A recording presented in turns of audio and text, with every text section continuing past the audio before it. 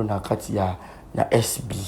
Et le cas ni tio comment connaît pas Sylla Bissalo. Ouais, Namams que je salue en passant, à Sylla Bissalo Pomba Sene donc ma gros bisous place aux Ali.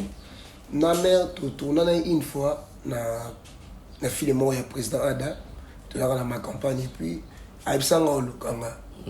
Et du coup na moni récemment président Komelinga Eminem Mozawapi Mam Sazo Lukayo, non tindelo numéro na ebenga e. Ndia tsindelinga numéro na bengi pe era moni ga profil nga. Yo il y a un benga yo pona nga ya do yo ko benga ngata c'était mais na ina numéro no te na bungisa cho bani. Ah OK, lobi dans a besoin na yo ba 9h na cercle là is. Ça OK mais non ya. Des présidents de l'Union benga nga numéro mère de la benga Imams. À quel zakina Nicolas? Super bien, il est vraiment chaleureux. Donc, il est vraiment super bien. Au joueur déjà revenu à la base. On a joué qui grand maître, donc maître il y a temple mort occultiste et ça s'adapte facilement. Parce qu'il y a des gens qui ont des papa po, avec Makuba, Baroque, ouais. Donc encadré un peu bien, côté un peu na bango et puis ça s'est bien passé. Dernièrement, le mot est polémique. Sylla Bissalo à la toile, Azaki n'a pas insulté belé et pas il y a Chris Mora congolaise mais a vraiment évolué dans Nigeria. Bimisa qui bordio Mora balança qui a manqué quand ça on a eu respect et tout que Bimisa pas propos Mora boy Azaki vraiment dignité na niveau ya Sylla Bissalo et tant que les qui talagement maramona tu te dis quoi? Ah bon, on a vraiment dérangé à Makassi, mais là on a revu ça dans Mams. Mams, je regarde la caméra et je vous dis tout mon cœur ouvert. Bablo on a un blog à Hollande. Donc ce que mon imon tozo linga mais mon terre moi zéro te faut kimango. Faut éviter donc zala yo ça nous bien ça la on kitoko donc continuer au conseil là ba cook ba œuvre bien de ça lango pour tout tombola on est en République démocratique du Congo. Je suis parmi les acteurs professionnels et internationaux. J'ai 3 trophées à la maison. On a gagné dans mon Mbokate, mon Gitawa, dans un festival international s'il vous plaît. OK. J'ai 2 trophées au Canada, dans le trophée à francophonie. Donc 7e édition en francophonie, dans le trophée en Ndako Pananga. Na côté ça ba audience banana présidence il y a pour banana pouvoir passer mais il y en a oyo actuellement dans on réponse donc bani ko soutenir bisoté ceux qui jouaient auto boxeur pour on va soutenir mais bisoté ka lésion na bakole maintenant ça lubani non bani ngana lukana présenter bango trophée ya bunda ki ngana Tony yoka na combattre traité oui c'est $100,000 mais ngana remporté trophée international donc ceux qui bataille critère nuance ouais ceux bataille venant que non 7e édition de trophée francophone qui na pays nini na tous les pour tous les pays francophones voilà na au pays ça na otinde les éléments on autant là-bas acteur bazaki nominé na festival na pour na prix wana mais ngana beti vous avez pris les meilleurs acteurs meilleur second rôle masculin il y a trophée francophonie. C'est ça, je suis le seul acteur au Congo d'avoir ce prix-là. Le seul. Mais non, attends, ministère de la culture là, ayebi ko te ken prix wana na Congo. Ministre de la culture ayebi ko te ken prix wana na Congo. Na gagné 2 trophées na Canada na prix écran canadien à la première cérémonie à festival wana. Donc festival première édition festival on a remporté prix wana. On a parlé. Mais ministère de la culture il la ko ba te tilo ba yebi ko te ken na trophée na ndako. Hollywood d'abord. Hollywood. Donc, industriel, il y a les Liboso et cinéma dans le monde. Okay. Là où il y a des meilleurs festivals. Festival, il y a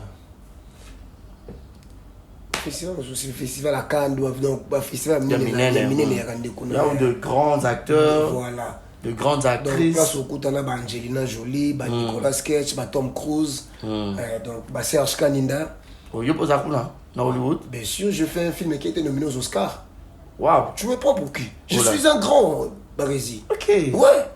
Le film Rebelle a été nominé aux Oscars, le premier festival, le meilleur festival du monde. C'est les Oscars, vas-y, allez, va vérifier.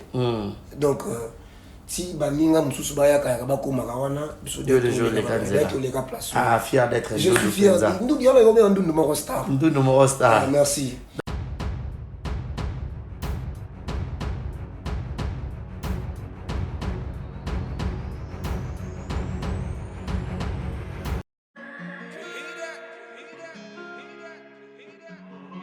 Désormais en Ngaliema, la modernité a un nom.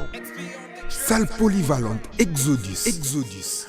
Ngaliema a désormais une référence, une identité. Vous désirez passer vos séjours inoubliables dans un cadre luxueux où l'on vous traite comme un roi? Une seule adresse.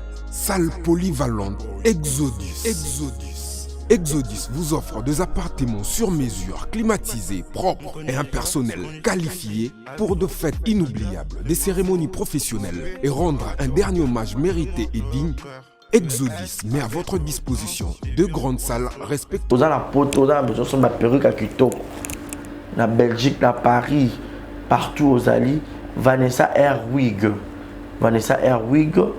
Trocha numéro ni on a na scène na olo babonde de olo ça ma perruque on a bon mona ba sorte nion sur ma perruque à Kitoko ba coupe ya milai Vanessa Airwig aza wana na prix moko abordable roso ma perruque na yo rocha robima chic robima ngebu. Bonsoir, bonjour, Bissekanos de Bozali, c'est moi, Brown Cosmétique.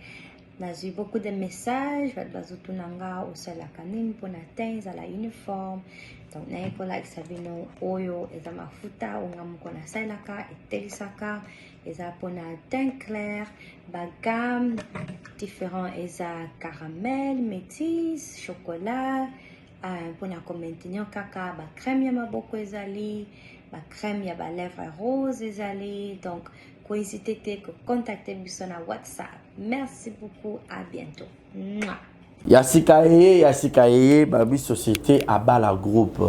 Ozana Poto, Ozana Kinshasa, Oza partout dans le monde. Ozana besoin, Osoma terrain, Osoma Lopangu. Babi, Lopangu assurance vie. Lopangu et l'équipe diamant na valeur.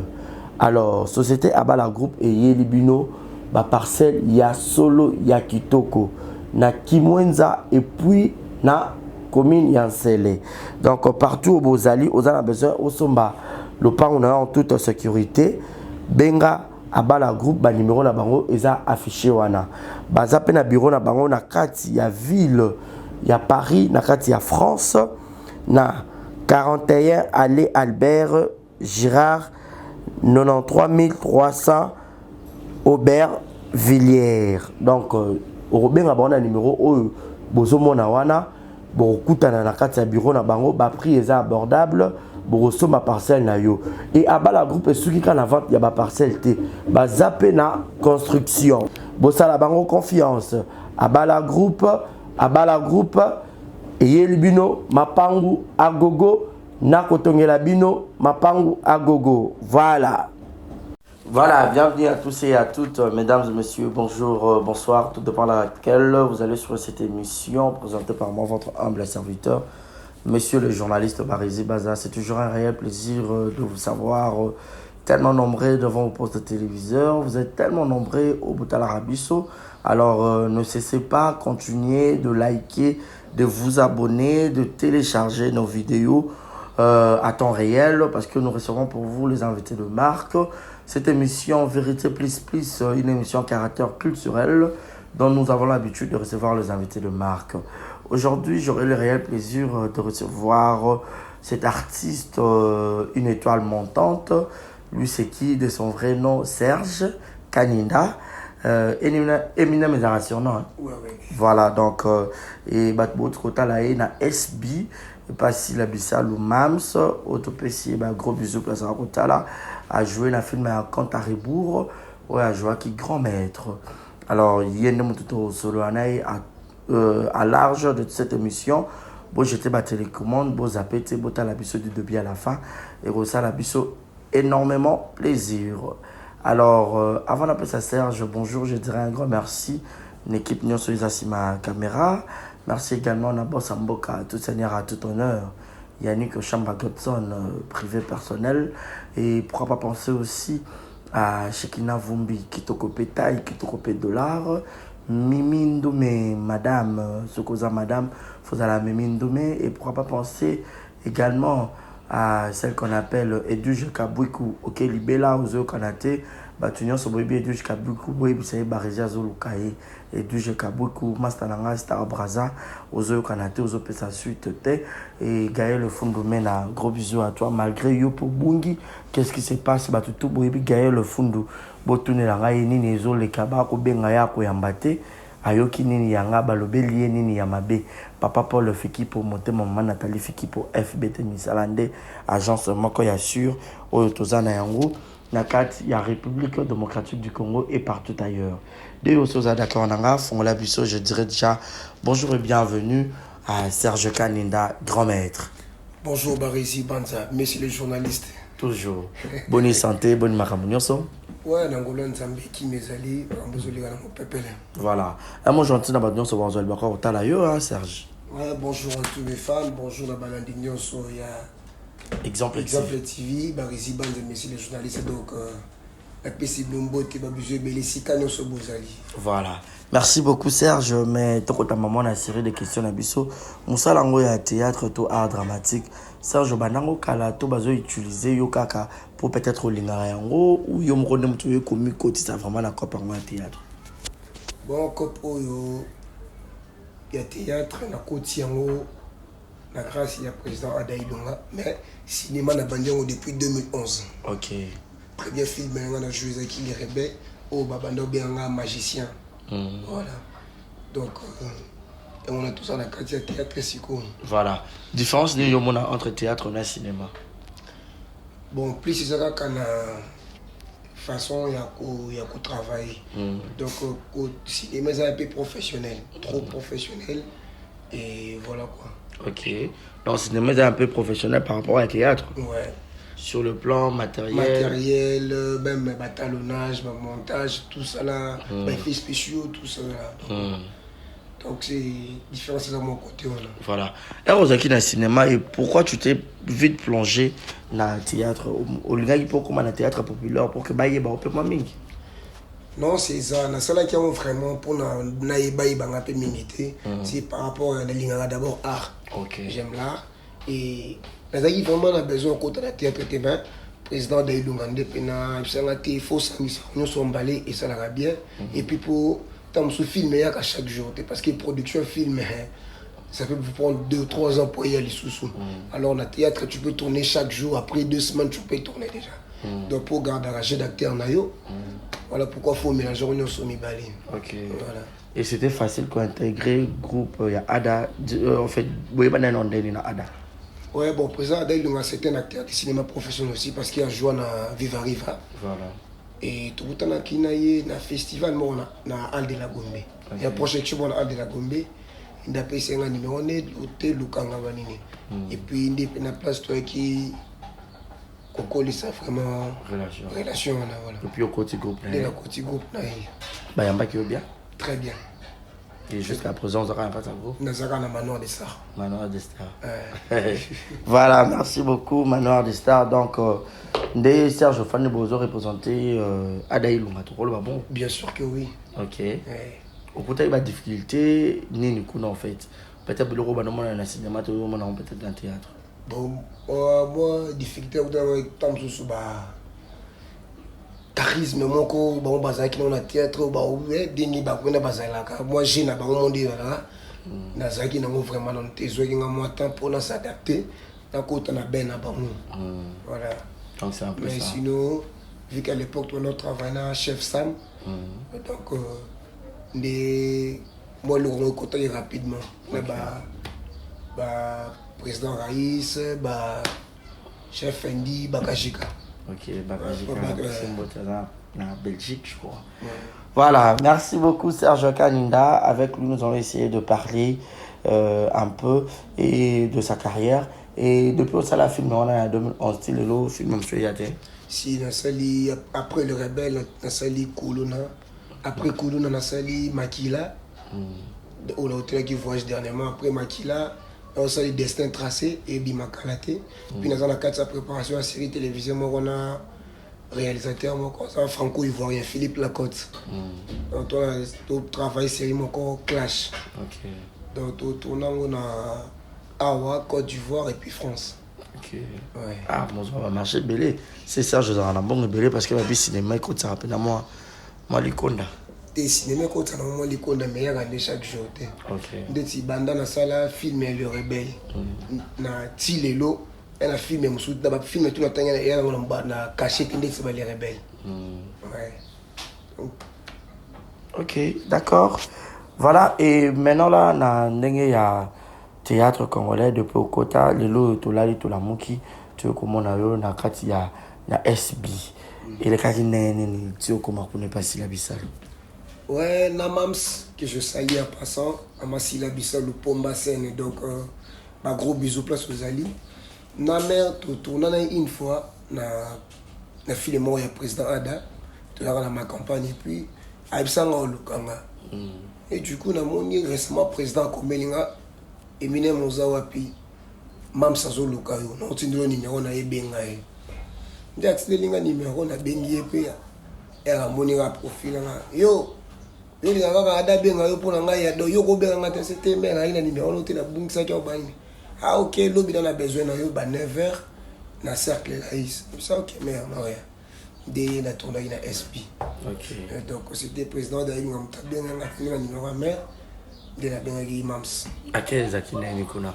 Super bien, elle est vraiment chaleureux. Donc elle est vraiment super bien. Super bien. Ceux qui sont dans la place au plein tournée, au plein Bayambenga Beza Mams na la douce. Tu n'avais pas dit nana? Ouais ouais. Ok. Voilà. Et ROA qui s'adapte très facilement à bateau côté na Bangwana. Au joueur déjà revenu à la base. On a joué qui grand maître donc maître il y a temple moi occultiste et ça s'adapte facilement na bavé parce que la mikolo de papa po avait makuba on va faire quoi Baroque. bavé rock ouais. Donc encadré un peu bien côté un peu na ben na bango et puis ça s'est bien passé. Ça s'est très bien passé. Très bien passé. Et aux gens qui peuvent retomber à Bapel.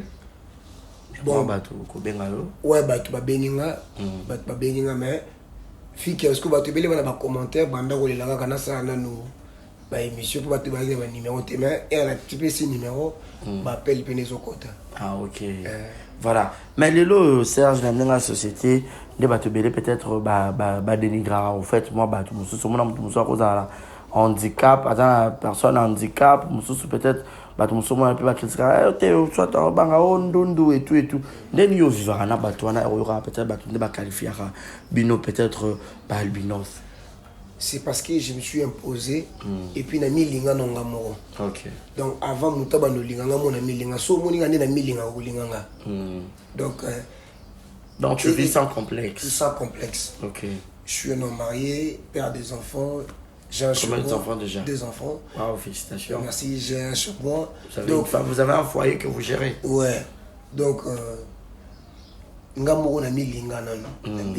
suis fier de l'être. Peut-être que tant que je suis dans la binosté, il est temps que je suis dans la barezi banzate. Ok. Donc, si barezi banzara na numéro nanga, Eminem numéro barezi banzate, tant que je suis dans la randonde. Donc, je suis fier de l'être. Voilà. Eminem, on a sur non, on a appelé ça. Voilà, on appelle ça en temps en académie. Ok. Ouais. Donc, vu qu'elle arrive en chaud trop. Voilà. Voilà. Et sinon, Serge, si on peut parler de toi, ou soit de ta famille, Serge, j'ai un quantième de la famille, à Salabetu, Douapi. Nous avons 3e de la famille, sur 11 enfants. Ok. Donc, nous avons 3 filles, 8 garçons. Ok. Nous avons 3e garçon de la famille. Natangi na petit collège Notre-Dame, Bosembo, ils en a 24. Nasali ba humanité na bandi na collège de la Salle et puis na kisi ça na Athénée de la Gombe et puis na banda na bandi première gradué na référent team na Kati na yo continuer na académie na communication visuelle. OK. Ouais. Oh, donc c'est yo maman visualité, bien moi mingi. Ouais, moi mingi. Moi mingi t'es moi mouké. Moi mouké. Parce que pour ça demain Ouais, voilà. OK. Mais Babi Serge, à part cinéma, tout art dramatique, quel est votre travail, monsieur, peut-être ça en coulisses?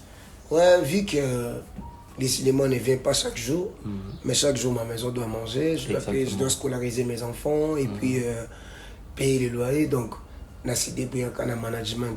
On a Jérôme manager, il y a boîte Olympique Box VIP, il y a patron Nico. Nico, il y a un bateau bien à Nico, 3000 ans. OK. Ouais. Nico Yambo, on te salue, ça fait tellement longtemps. Ouais. Il fut aussi parmi les personnes qui me soutiennent, dont je salue aussi depuis quelque part. Ouais. Et c'est là où tu travailles d'habitude? Oui, c'est là où je travaille maintenant. Ah non, Olympique, ils ont rassuré voilà. Ah d'accord. Mais Serge, dans la relation amoureuse, en fait, elle va approcher, va aborder, moi si malgré tu es un homme marié, tu es un homme. Et là, ma fille, je suis ou banga, peut-être, Trop. Ok. Trop. Et maintenant, ça l'a passé? Bon, je trouvais ça normal, les opinions, et elles ont vivre dans l'ignorance. Et surtout, c'était la fille que j'aimais beaucoup, mais elle ne m'a jamais donné cette chance-là.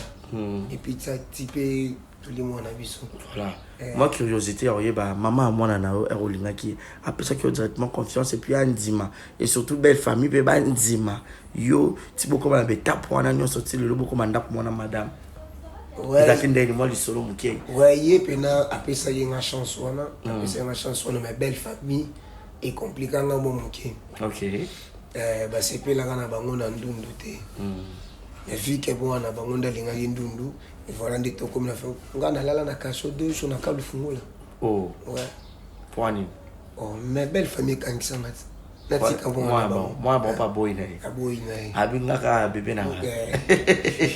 Et après. Et après ti ba ina bango ko s'adapter et puis tu ko makeno ah la zemi so bo sanding. Aujourd'hui, vous avez une très belle fille. Ok. Keila Kabanga, donc je salue ma fille, très intelligente comme son père. Ok, vraiment. Voilà. Et par après, à convaincre la famille jusqu'à ce que... Convaincre la famille, des trucs comme on a procédé, il y a l'Ibala. Ok. Et les belles familles, ça, la vérité, parce que moi, on a bon bain qui quoi. Et puis on a bali officiellement. Ok. Donc baza fier et puis si ya va aider on a aidé donc donc on a comment peine parmi donc deux familles contactées sur moi. Et donc on a une belle famille problème aujourd'hui puis avec yo papa Serge. T'as la boy bon. Mais on a bunda na oleka. Ah, c'est ça, être un homme. Vraiment. Voilà, merci beaucoup Serge Kaninda. Mais pour des gens qui sous-estiment peut-être la personne, peut-être genre albinos, personne qui vivre un handicap physique et tout, pour nous, au rôle de la banque. Conseil, on peut ça bango. Des personnes vivant avec handicap, baza banyamate, baza batu. Voilà. Baza batu, le kolobana maïna makila na ba 20 candidatures donc il faut linga moninga na il faut linga mutu azani ya mate faut linga ye ndeti babiso yo soki nzambe te ba rezima wa trop ma trop dans les lots pena comme pour fandi boye batu pe ba na posa na yo donc na pesa na nzambe merci nga pena na zwa chance on a ti ya ba discrimination na mais na bi kezali mais ndeti na ba gouvernement na biso ba lo discriminer nga makasi. Ah bon? Ouais. Ok. Barezi Banza, je suis parmi les acteurs professionnels et internationaux. J'ai 3 trophées à la maison. On a gagné dans mon Mbokate, mon Guitawa, dans un festival international, s'il vous plaît. Ok. J'ai 2 trophées au Canada, dans le trophée à francophonie. Donc, 7e édition en francophonie, dans le trophée en Pananga. Na côté ça ba audience banana présidence il y a banana pouvoir passer mais il y en a où actuellement dans on réponse donc bani ko soutenir bisoté ceux qui jouaient auto boxer pour on va soutenir mais biso ka les jeunes à bakole maintenant c'est en Lubanine non bani ngana lukana présenté bango trophée ya bondaki ndekana Tony yokaki na combat traité oui ben c'est $100,000 mais ngana remporté trophée aux international donc ceux qui bataillent dans critère ouais ceux qui bataillent pendant que non 7e édition de trophée francophone et qui na pays nini na tous les pour tous les pays francophones voilà na opé ça na otinde le élément on autant là bas acteur bazaki nominé na festival na pour na prix wana mais ngana beti vous avez pris les meilleurs acteurs meilleur second rôle masculin il y a trophée francophonie. Ok. Ouais. Donc 9e déjà francophonie ali donc ils ont en Congo. Vous avez tous sélectionné? T'es bon on est dans sélectionné en francophonie donc. Ah OK. Ouais. Donc ceux qui te représentent le francophone, toi le francophonie au Congo. C'est ça, je suis le seul acteur au Congo d'avoir ce prix là. Le seul. Mais non attends ministère de la culture là ayebi ko te prix on est dans Congo. Ministre de la culture a eu des prix au Congo. On a gagné des trophées au Canada, na prix écran canadien. À la première cérémonie à festival donc festival première édition festival on a remporté prix on a parlé. Mais ministère de la culture il a quoi peut-être si on va y goûter na trophée na ndako. Donc yango balobaka na kendaki festival moko na bandaki na Togo puis Tunisie na bisio sur le na ba pays wana ndenge ba yambelenga na ba respect ba pesenga ah mais non et je me souviens bien na bilamba ko talataki na festival ministre de la culture to ina bango tellement ya Côte d'Ivoire il peut na benga la chambre to bimi ande on peut faire un tout OK to côté na boutique abisinga na pona de mto so na bilamba na mais awa ministre biso ayebi ko teke prix wana za na mboka dai quelque part ça vraiment ba regret ouais ils ont ba regret à makasi bazo valoriser ba prix wana te talaka na interview ya prix wana ba senga pena ba honorer prix wana parce que ça prix munene mais na meka ko beta mo ba ports na ba ndenge onga na kokela ki mesimba te donc na meki même ti na ba fondation mais aussi simba te bon na biza na nga prix na nga na lokumu na ngefa na ngona ndako.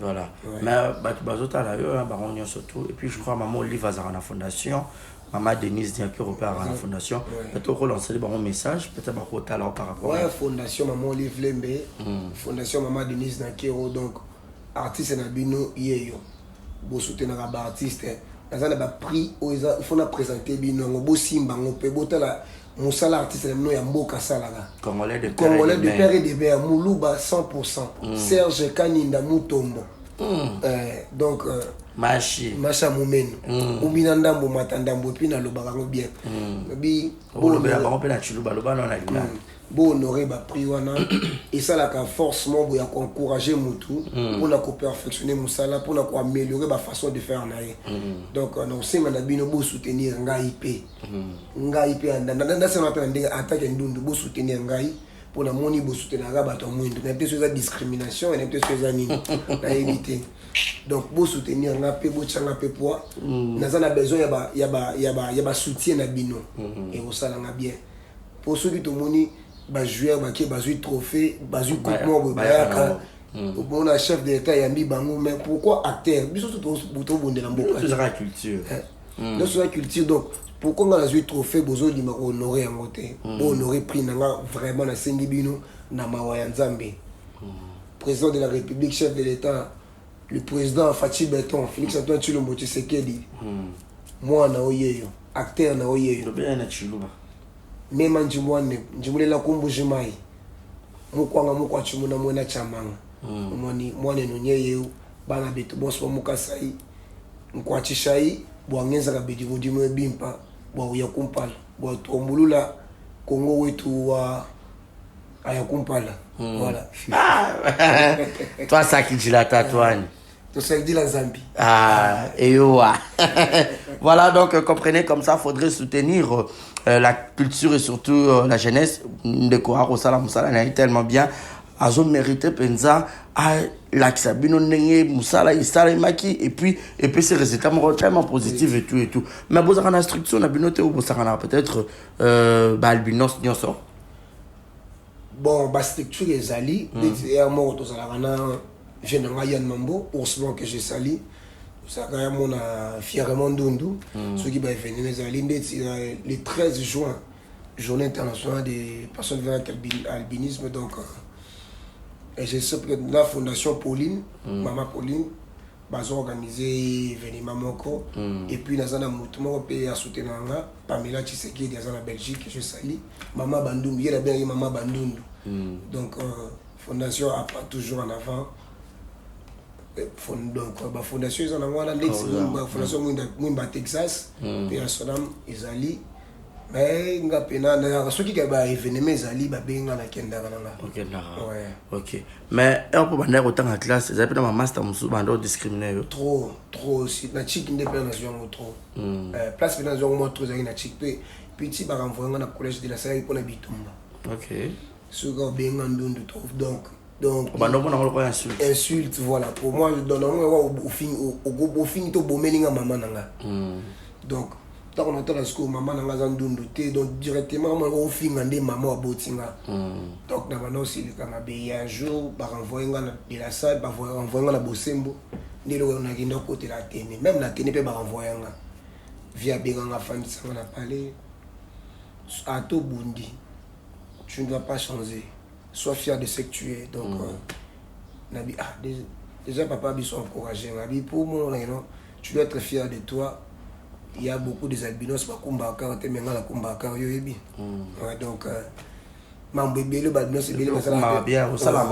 donc, yo sans complexe donc et puis ton très plein vu que nous on a peine le wana mutu donc on a peine bengi on a peine ndundu ah masandeni niko donc fier de l'être donc so ça la ndila bandi la mingi so ça la ndundu te moi ba avantage est bien la zone à vie tam so na zape kuluna. Ok. Soit ça va nous douter. On va appeler couleur, cordonnier, maçon. Mais les lots nous de star. Donc. Ouais, bizarre. Nous de star. N'allez pas bien des bons. Nous de star. Nous de star. Voilà, Serge Kaninda, et ça va bien.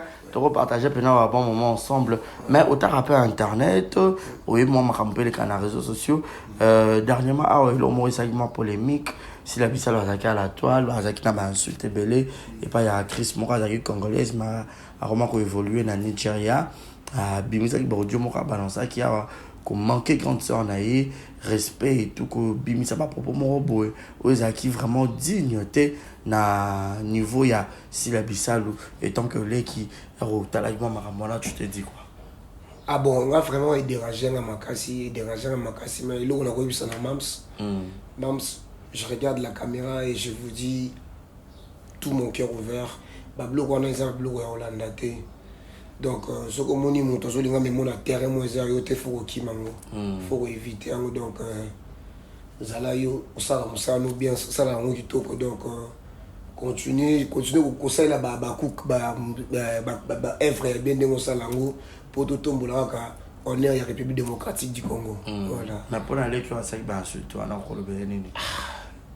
Excusez-moi Barisi. Na ko le bana été. Donc tu grand conseil hein. Non, na ko PCP conseil. Conseil là tu na ko katé. Au katé pourquoi? Mais tant déjà mon salé le na moni les bien c'est que à tout PC conseil côté bima. Et puis comment on évolue na obina na Nigeria. Ah OK, on a Catholique Belgique tout États-Unis. Nigeria. OK, donc bon Nigeria, Nigeria est international. Ouais, c'est Nigeria est international, tu peux bien États-Unis que la Belgique. Bon, non. Quand on parle de l'international. Quand on parle de l'industrie d'abord, surtout sur la COP, on voit d'abord Hollywood. Ok. C'est les États-Unis. C'est d'abord Hollywood. C'est d'abord Hollywood. Avant, Nollywood, Congo-Wood. Nollywood d'abord. Hollywood. Donc, industriel, il y a les beaux cinéma dans le monde. Okay. Là où il y a des meilleurs festivals, il y a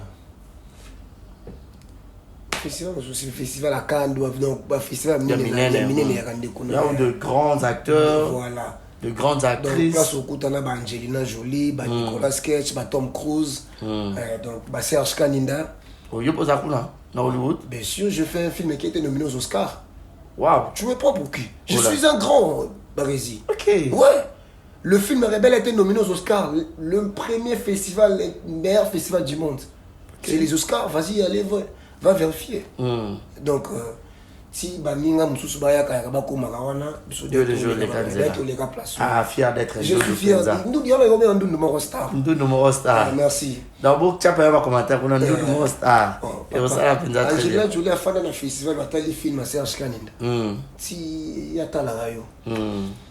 C'est ça. Donc faut aucun des penza pour nous le tout quand la facilité on a la international. Et puis dans le bureau le pour na mambo le bien pour na éclaircir bato ba yibaraté tant que mon na Serge Kanenda Eminem ba mon na bongo bongo. Ko ça blague était na niveau international. Sur la l'action catégorie ba film nous avons nominé à festival. Donc oyate. Donc mais est-ce que vous pensez que na Congo na biso na ba acteur na ba actrice na biso un jour peut être comme un niveau là? Si c'est possible. Parce que y a des gens qui sont aux Congolais. Oui, c'est possible. Il faut suivre des gouvernements et des bisous. Voilà. Au moins, même, Nollywood, on a dit, comité en ce moment, les loboy. Ils ont une industrie. Pour une industrie, une industrie à mon nez. Ah, on a comment tu as une industrie. Ce qu'on a film international, les films congolais. Les rebelles, ils ont un film congolais. Ils ont un film canadien. Mais tourné au Congo. Ok. Ima ya Dadju, il y a un film congolais, il y a un film français. Ok. Donc ne confondons pas les choses. Le film congolais, Makila, Kuluna. Au moins, il y a un film sans budget. Donc, voilà. Mais on a besoin de se retrouver pour un budget. Ouais. Déjà, on a famille, on a placement, on a conditions, on a normes. Il faut tant scénario, il y a 250 pages. Wow. Donc, il faut avoir un nombre, on a parlé, on a tout pour nous. Autant de scénarios, bandi ba répétition, bandi ba ça va travailler si vous qui est tournage. Ils ont appris maintenant. Ouais. Ils ont appris combien pour le film à réaliser. Dès que les rebelles temps il y a préparation, il y a répétition, le tournage sur 3 mois et demi. OK. Ouais. Donc ici dans l'industrie. Il y a aussi les lots pena surtout big non.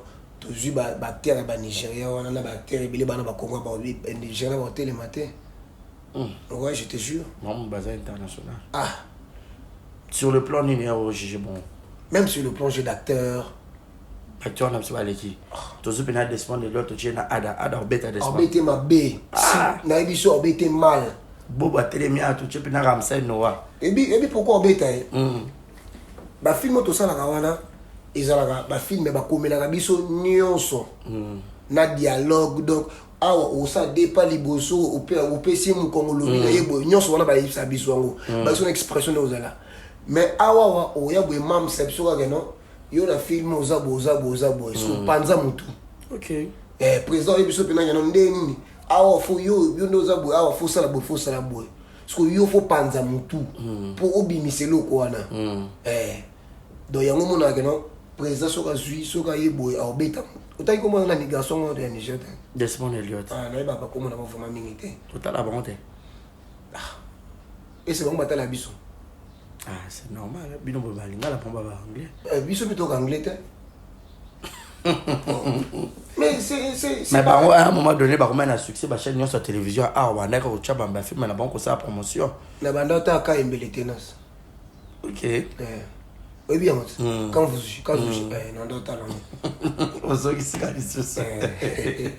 Oh, donc, quelque part, on a faute, il y a un patron de la télévision. Ah, oui, dis-moi, on sait la promotion, il y a dans le B-Boy. Film Les Rebelles. À part la chaîne Abisso et Bibi, il y a TNT. Déjà, tellement combien de fois na digital Congo. Rarement. Na chaîne, il y avait Abisso Nani. Wakufa. La dilué. La dilué de Kufa Mirado. Autant combien de fois. Il est là pour et les 4 mais à ça la émission moi sorry love story uniquement pour le film nigérien. Aux offres la culture ya baninga tous offres la bino. Tout vers la ignorance en Congo. C'est au Congo la majorité va la complexer. Au moni Jean-Claude Van Damme Erayaki. Na ministre de la culture ba luka ba pousse na place à Zali. Est-ce que ministre de la culture a luka ba place na Fanda? Ozomona ke biso moto zo aider non ki tozo aider na nous culture na biso. C'est ça. Donc OK to za ba talentueux belé. Za ba star belé to ko créer pe Congo na biso awa. Et belé puis to no ça ba film ya kitoko. Il y a danger parce que il y a nos acteurs. matériel mpe ezali nango mpe baoya ndenge kaka tosalaka banzonzing oyo yo kasi bape tozwaka ezaka ya congolais ils appellent ivoirien mon boy Cameroun non tu aurais bien joué c'est là pour ani pour tout ça la musala ngo bien mais au ce biso mo atoko reconnaître ba valeur na biso to fula ba talibanda to ke liboso c'est décevant donc quand on parle de la culture art on voit tout le monde a une industrie industrie on a dans mon nyonso tandis que pourtant mususu président da tourner et caméra na ba ke tourner ngo boy OK na Nollywood okuta ba bilo wana te donc bazana industrie bazana au monde président bandi ko pour tourner faut lukanda ko elix faut bandi ko lukala banda ko to mona kala banda ko moto te eza banda ko ya industrie na Nollywood ya banda ko ya Nollywood donc ceux qui ont un film mais aussi il faut la riche na ba car ba chelo wana OK donc gouvernement yebisa ngana tala niveau moi no soki diamond tala niveau ba fait na biso ba kembi na musique banda ba banda mais ko bo leki ba fait na biso mo na la pourquoi industrie na bango ils ont aidé bango biso bani ko aider biso te mais toi espérer qu'un jour peut-être comment avec Fachi Béton tout est possible espérons CG Augustin Kabouya que je salue à part ça donc la patronne Hervé Moulouma donc puis c'est ma moté Belé le DG attaché à presse il y a secrétaire général Augustin Kabouya donc bonjour na bino place Bozali voilà bo aider culture art et là ba pays mususu ndeti na ba Nigeria wana to bo ebi mko wana na blo na bango wana ya ngonde pene tomboli Nigeria mais baba ne baba la culture la tomboli et surtout que ce qui m'étonne en fait c'est ça que ba Nigeria ba source de référence dans bango Congo acteur congolais de ba inspira bango lelo ils ont le rôle à pays na voisin na biso Côte d'Ivoire et bien ba zoya mabe na bisao c'est on a biso on attend comme on clash on prépare on a Philippe Laporte aza franco-ivoirien aza ivoirien mais à Colline en France ouais à fin bien en France donc ndengazana en États-Unis ce qu'on appelle ton soit si tu en ya poto banda série wana na biso Côte d'Ivoire na niveau culture au sala bango black té tala ce comme d'après cet exemple moi typique tala moto a inspira DJ Arafat bando beta ba couper des cas c'est Bill Clinton on doit arriver à Zara des fans de Kala mais surtout tu viens à biso Bill Arafat na mamba chiko il y a pas match on comprend qu'il tire les yeux de non bisoté ba ivoirien ba ya na Congo do quand to yamba bango avec honneur ma famille mais biso so to ke kuna je ne pense pas que ça biso botanis que mais il y a quoi biso ni poni ba ça ngote na mboka na bino monon ba yamba yo ko kesa na go kuna je sais matin ba boycotter yo siko yo awo mo après que no uli kabela tandundu wana asala fili ya muninga kenda poto ya tika la tambo ozo bo manga to fulanga ok yo bi est-ce que ngape fana ke fana la na poto kwa ka shela fana poto non tout tika ko mona banani c'est ça voilà Serge Kanina to ke na biso presque na suka ya émission na entretien na biso à Lelo mais pour les gens peut-être batalio et belé bazara besoin ba en contact na yo na ebité ba rozondeni na ba réseaux sociaux na ouais dans Instagram na ngeza Kaninda 10 na Facebook Serge Kaninda et numéro na ma téléphone eza plus 243 82 13 26 496 plus 243 82 13 26 496 donc naza na ba réseaux sociaux comme la vision wana maintenant ça va besoin ba continuer en contact naza wana donc ngamo na yamba téléphone ngala na biwa yamba téléphone te na yamba téléphone na ba numéro nkoni na yamba nga donc mona ba mususu na banga bien ata mususu na numéro nga te benga comment reproche ezali reproche ezali sala remarque ezali sala encouragement ezali sala donc ça ba encouragement na bino to sala musala mo bien te et a besoin d'encourager, ça va remarquer, de fortifier la biso pour toi améliorer. Donc voilà un peu. Voilà, modèle là où ce qu'on a théâtre, Zarnan. Oui, c'est un modèle té. T'es un modèle té. Vous un modèle au plan de cinéma. Théâtre na cinéma na ra c'est bon nani aussi peut la ramener qu'à théâtre. Le théâtre basé belé. Faut attendre bon nous. Ou peut-être amobia ndenge ya cinéma nde nazalaka so mpe na ye na théâtre populaire ndeko mpe nazwaka mpe un peu moins inspiration epa na ye. Président Ada Ilunga, Ok, tonton Loulou, il y a Pierrot Ndombasi, ok, président Bobo, ok, Junior Kombuzo, ok, façon de faire là, il y a les Langofort, ok, La Rock, ok. Kaban Balito la Bambasi, Ata mpe na babashi ya Bambasi, Nani, Ifoku, Renata Ifoko. la Lila Ifo. Ok, topesa mbote. Tout retourné na pas la douce, à Boumanga Mabina, tourné bien que à Banda à Sixanga Tisuka. Ok, Donc, il Mams, Pomba Sen, na Lila Ifo Merwana. Donc, on arrive à repousser la pembe nae. ah d'accord. Na banda bonesco, nga pebisko, na banda ko bange fort. On a vu quoi mutu ba 12. Ok, suka na mutu. Ok, mutu wa 12 awenge. Na yaswa ni sanga mingi. Kumbule kimanga fort. O poster pe na statut na yo. O ba resi banda suka boy nani kumbule kimanga. Aza actrice. Aza actrice. Ah. Ni statut no che. Ah bon? Ah, c'est Kimi. Tout na yep na pièce mo ya président. Tu as posé là. Ya président Dailunga. Et ya ndinga communiquer. Davina. Ala kamuluba. Te Davina ko mutu nanga déjà Davina pe na mutu nanga yep kamuluba. Mimika bongo. Mimika bongo. O poster tu poster. Voilà, na poster qui. Là il faut. Ok. Aswani sanga fort so moninga. Voilà. Ok. C'est parce que t'as pas bon hein.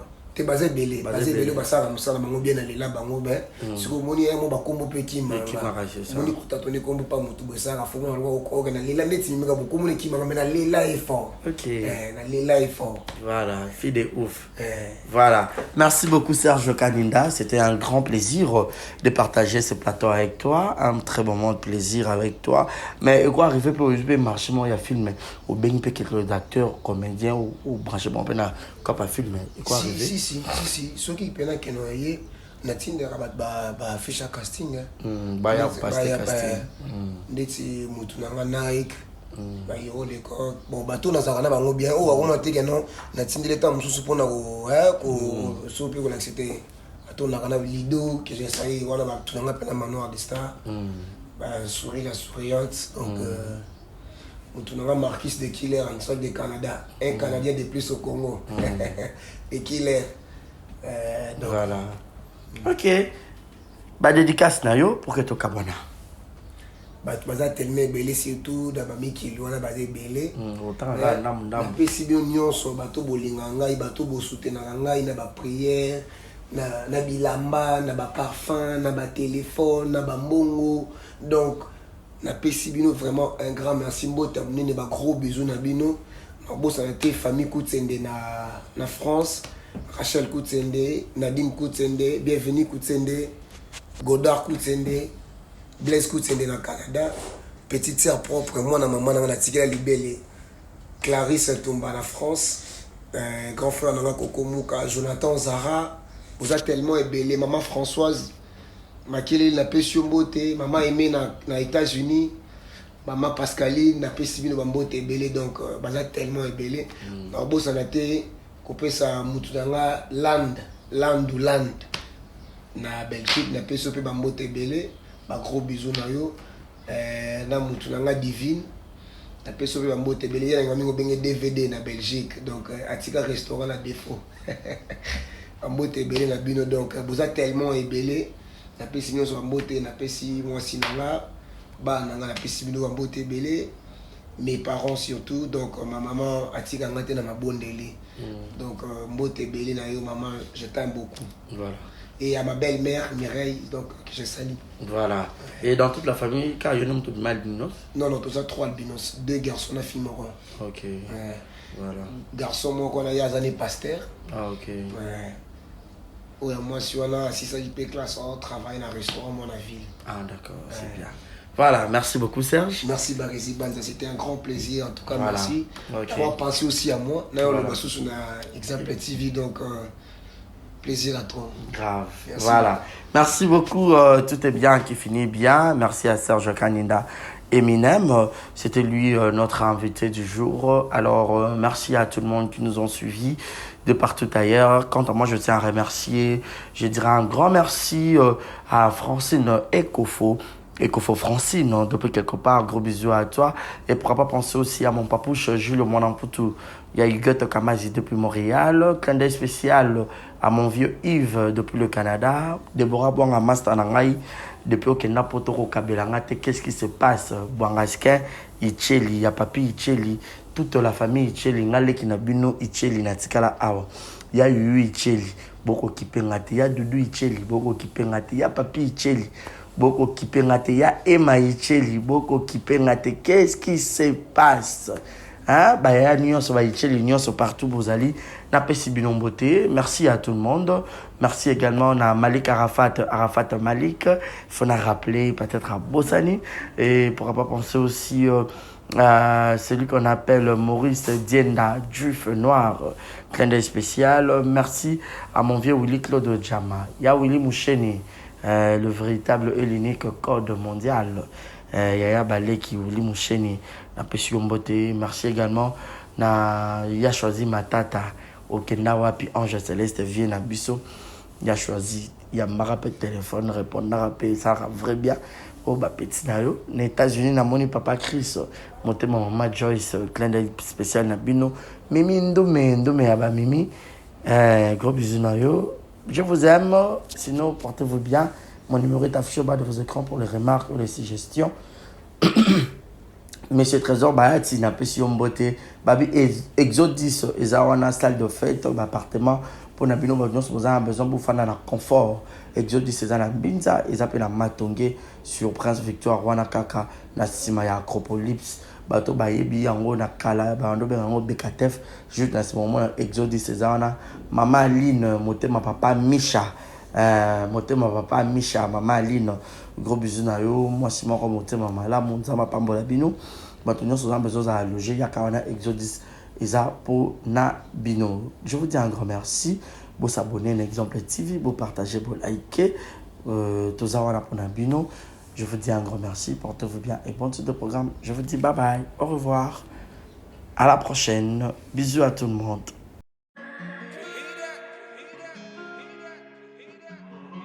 Désormais en Ngaliema, la modernité a un nom. Salle polyvalente Exodus. Ngaliema a désormais une référence, une identité. Vous désirez passer vos séjours inoubliables dans un cadre luxueux où l'on vous traite comme un roi? Une seule adresse. Salle polyvalente Exodus. Exodus vous offre des appartements sur mesure, climatisés, propres et un personnel qualifié pour de fêtes inoubliables, des cérémonies professionnelles et rendre un dernier hommage mérité et digne. Exodus met à votre disposition deux grandes salles respectives. Il y a Sika et Yui avec la nouvelle formule de la pommade Toza Awatai, une pommade à 100% satisfaction, une pommade à base de plantes naturelles et là pour vous satisfaire bien sûr le femme et là pour vous mettre en valeur pour vos agrandissements de fesses, seins, mollets et hanches. La pommade Toza Awatai est là pour vous satisfaire. Et les hommes, on ne vous a pas bien sûr oublié, la pommade Toza Awa est là pour vos agrandissements et allongements de pénis. Nous sommes sur www.tozaawatai.com et le numéro des contacts 06 05 50 23 18 06 05 50 23 18. Soyez les bienvenus.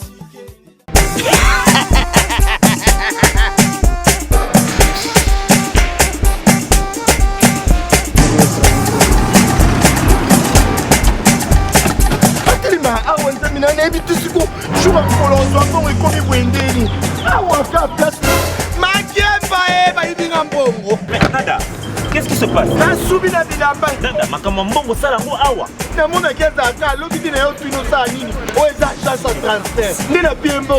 Nada, agence et transfert dans Nzela. Ce n'est pas possible. Nada.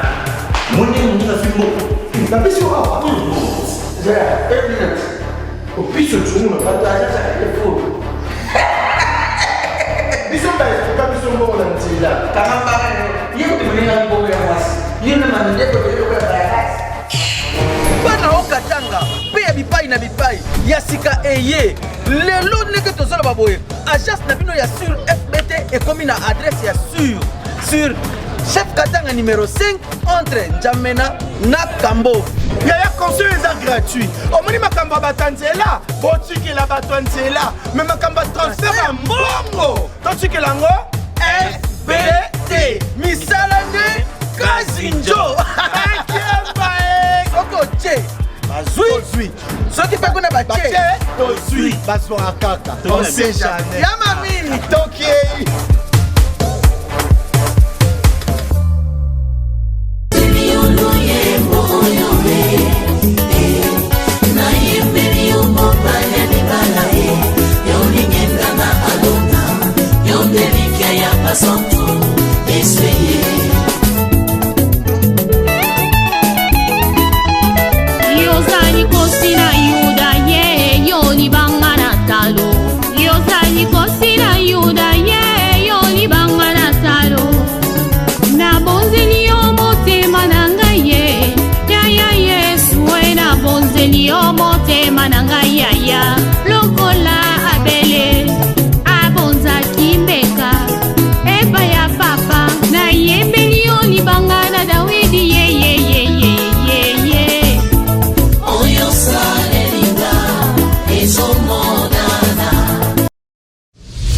TV Kitoko, rien à dire.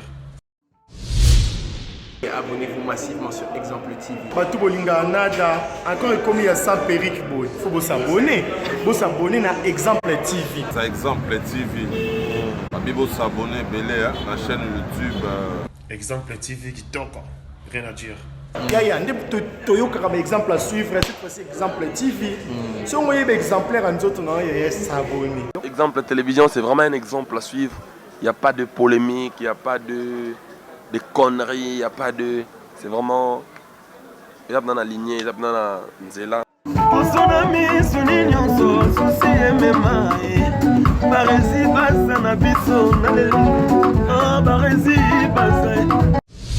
Exemple TV Kitoko, rien à dire. Exemple TV Kitoko, rien à dire. Abonnez-vous massivement sur Exemple TV. Batou bolinga nada, encore comme il y a ça Peric Boy. Faut vous s'abonner. Vous s'abonner à Exemple TV. C'est Exemple TV. Vous s'abonner belé à la chaîne YouTube. Exemple TV Kitoko, rien à dire. Yaya, un exemple à suivre, cette fois-ci Exemple TV. Si on voyait exemplaire en autres, on va s'abonner. Exemple télévision, c'est vraiment un exemple à suivre. Il n'y a pas de polémique, il n'y a pas de conneries, il n'y a pas de... C'est vraiment... Il y a dans la lignée, il y a dans la nzela.